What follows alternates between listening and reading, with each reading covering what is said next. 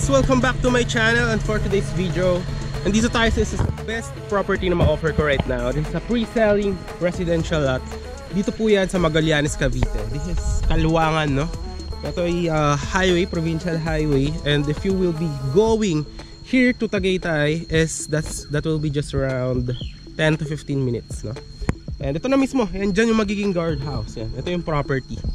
So that's around 4 hectares, no? And syempre para makita nyo agad yung magiging itsura or ano itsura na tong property in all, and yung view, yung mountain view dito is paliparan natin siya ng drone shot that you will see here in 3, 2, 1 in here.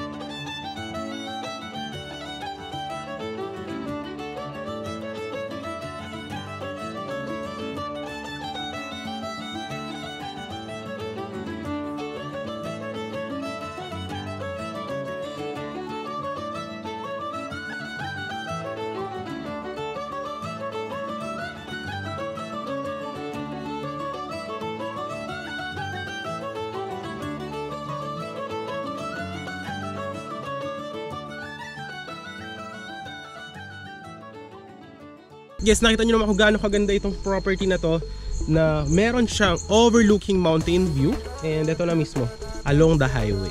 Actually kung pupunta ka dito, yan, is papunta na yan kung napupunta ka ng Pico de Oro sa Batangas or sa Kaibiang Tunnel, diretsuhin mo lang yan.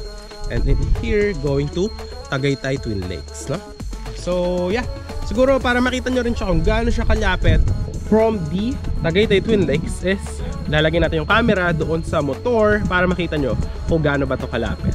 So tara, pakita natin yan, panoorin nyo yan in 3, 2, 1 in here.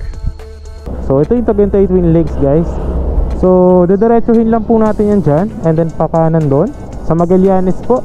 10 to 15 minutes, actually 10 minutes lang, no, galing dito. If motor, if kotse naman, exactly 15 minutes galing dito mismo sa Tagaytay Twin Lakes.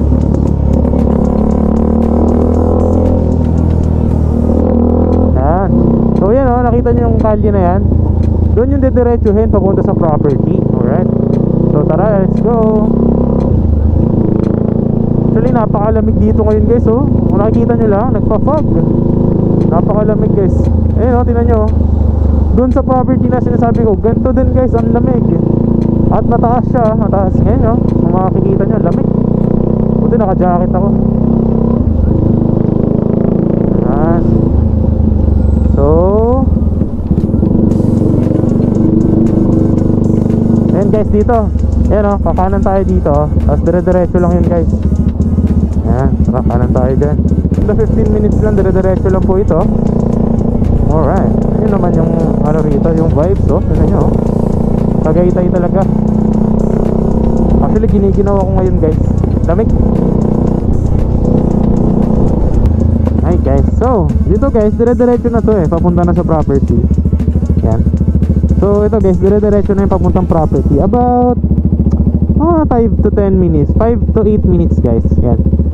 So ito, guys, yung dire-diretso na yan, mga ano yan, papunta na yan sa property sa natin na along the highway. Tapos mga 5 to 8 minutes lang. But if you are from Manila or from Expressway, no, meron to galing ng Calax. Itong butas na to, imbis na dadaan ka ng mga Tagaytay, pwedeng dito ka na dumiretso. Ayan, inaayos yan, guys, diretso yan papunta dun sa Calax, no. Ayan, so yan, pag natapos na yung construction yan, yun, diretso ka na sa property mo, sa farm mo. Lapit na tayo sa property. Ayan o, ganda o, diba? Tapos 10 to 15 minutes lang from Tagaytay Twin Lakes.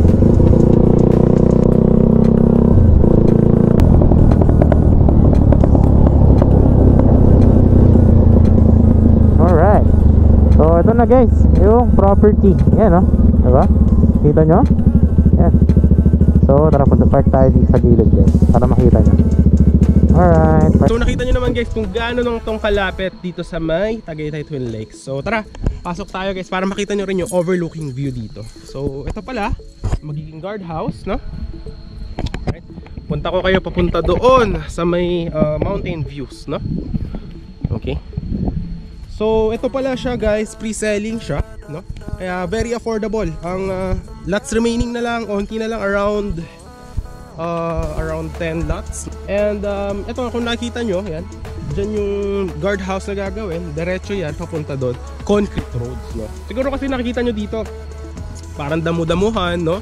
Para siyang, wala, pre-selling nga kasi. So pakita ko sa inyo yung aerial shot ng mga finished projects natin, no? So any house design to upon full finish. So mapapanood nyo yan dito in 3, 2, 1, in there.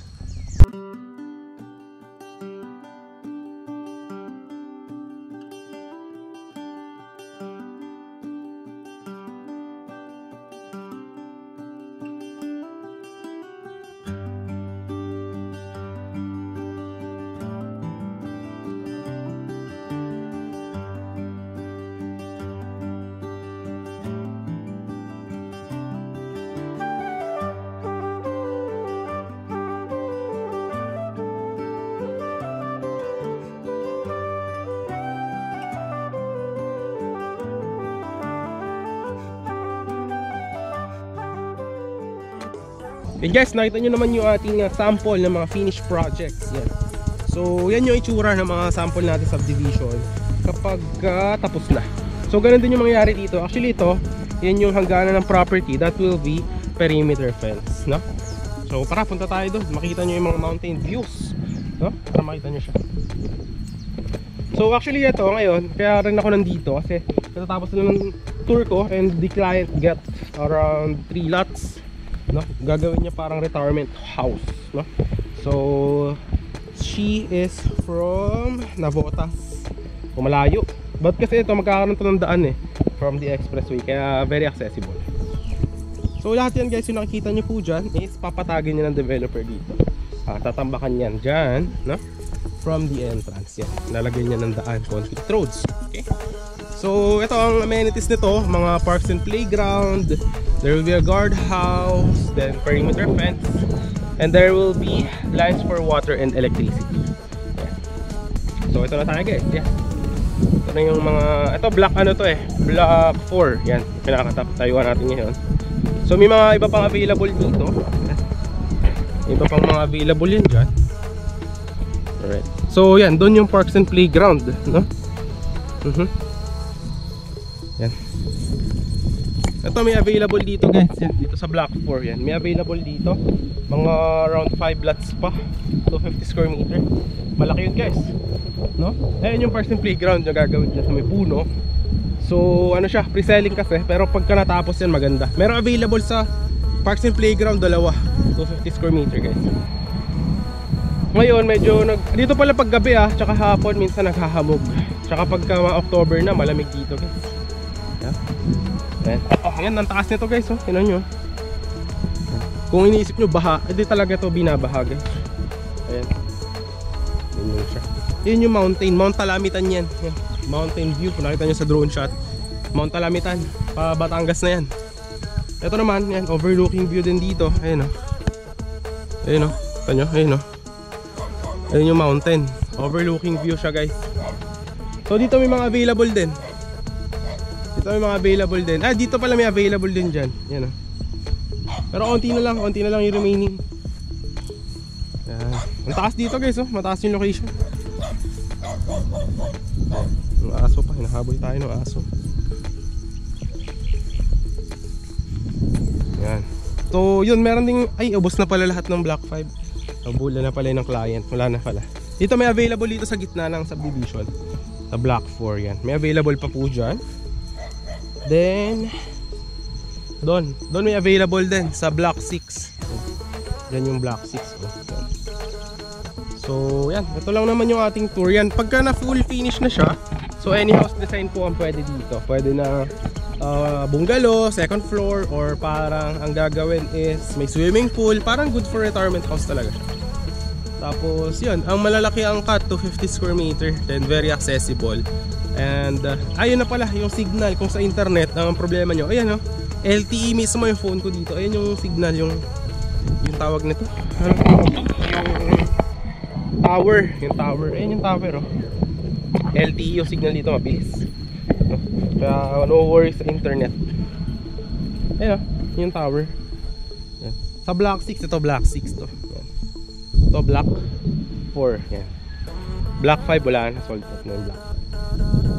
Ito Parks and Playground. Ayan, oh. Parks and Playground.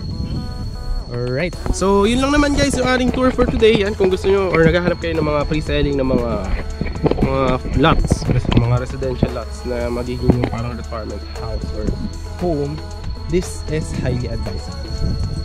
So yun lang naman yung ating tour for today guys. Hope na nag-enjoy kayo. Na short tour lang to kasi napadaan na rin ako, so nag-video na rin ako para makita nyo.